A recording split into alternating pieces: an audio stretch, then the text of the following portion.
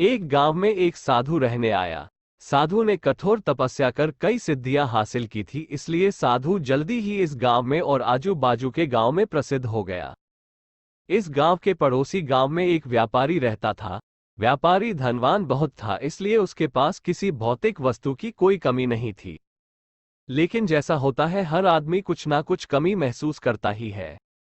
इस व्यापारी को भी मन से शांति नहीं थी। मन से शांति पाने के लिए व्यापारी कई तरह के नुस्खे आजमा चुका था, लेकिन किसी ने भी उसे सफलता नहीं मिली थी।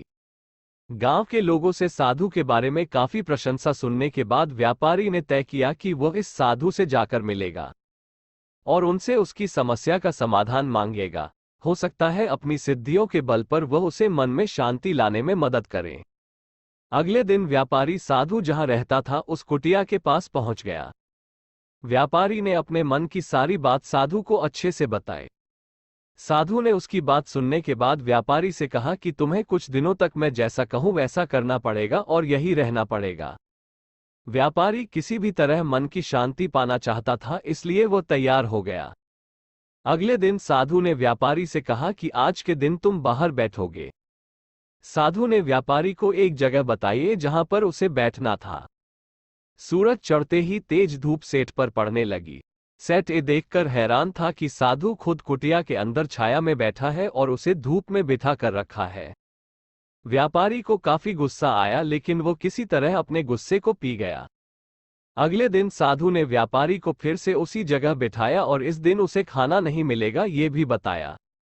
व्यापारी को समझ में नहीं आ रहा था कि ये ऐसा क्यों कर रहा है। साधु दोपहर को भूखे व्यापारी को सामने बैठकर ही अच्छा अच्छा भोजन खाने लगा। जैसे तैसे व्यापारी ने पूरा दिन तो बता दिया, लेकिन भूख और गुस्से के मारे व्यापारी को पूरी रात नींद नहीं आई। वो पूरी रात यह सोचता रहा कि आखिर साधु उसके साथ ऐसा व्यवहार क्यों कर रहा है। उसे लगा कि साधु उसकी समस्या का हल बताना ही नहीं चाहता, इसलिए ऐसा कर रहा होगा। इसलिए सुबह उठते ही उसने अपना सामान लिया और वहां से जाने की तैयारी की। व्यापारी को जाता हुआ देखकर साधु ने उसे रोका और अपने पास बुलाया। साधु ने पूछा कि वह क्यों वापस जा रहा है। व्यापारी ने कहा कि वह जो पाने के लिए यहां आया था वो उसे मिला ही नहीं, इसलिए उसका वहां पर रहना व्यर्थ है। साधु ने उसे कहा कि मैंने तुम्हें बहुत कुछ दिया, लेकिन तुमने कुछ लिया ही नहीं। व्यापारी को कुछ समझ में नहीं आया। वो बोला, आपने तो मुझे कुछ भी नहीं दिया। साधु ने कहा कि जब मैं तुम्हें धूप में बिठाकर खुद छांव में बैठा तब मेरे सर पर पड़ने वाली छांव तुम्हारे किसी काम की नहीं है, ये तुम्हें समझ जाना चाहिए था।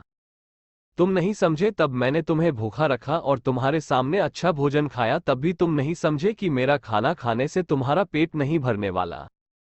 यही बात को आगे बढ़ाते हुए मैं तुम्हें बताता हूं कि मेरी सिद्धियों से तुम्हें मन की शांति नहीं मिलने वाली। जैसे तुमने अपने परिश्रम से धन, नाम, रुतबा सब कमाया है, वैसे ही तुम्हें अपने मन की शांति भी खुद ही कमानी होगी। व्यापारी साधु की बात समझ गया और उसने साधु से कहा कि मैं यहाँ किसी ताबीज या किसी वस्तु को पाने की आशा से आया था, लेकिन आपने मुझे उससे भी कीमती चीज दे दी। उसने साधु को धन्यवाद किया और खुशी खुशी अपने घर वापस लौट गया। दोस्तों, हमारे जीवन की परेशानियां हम ही हल कर सकते हैं। हाँ, किसी और से हम उन्हें हल करने का रास्ता जरूर जान सकते हैं, लेकिन कोई और व्यक्ति उन्हें हमारे लिए कभी हल नहीं कर सकता। दोस्तों, कहानी पसंद आए तो कृपया चैनल को लाइक, शेयर और सब्सक्राइब करें। धन्यवाद।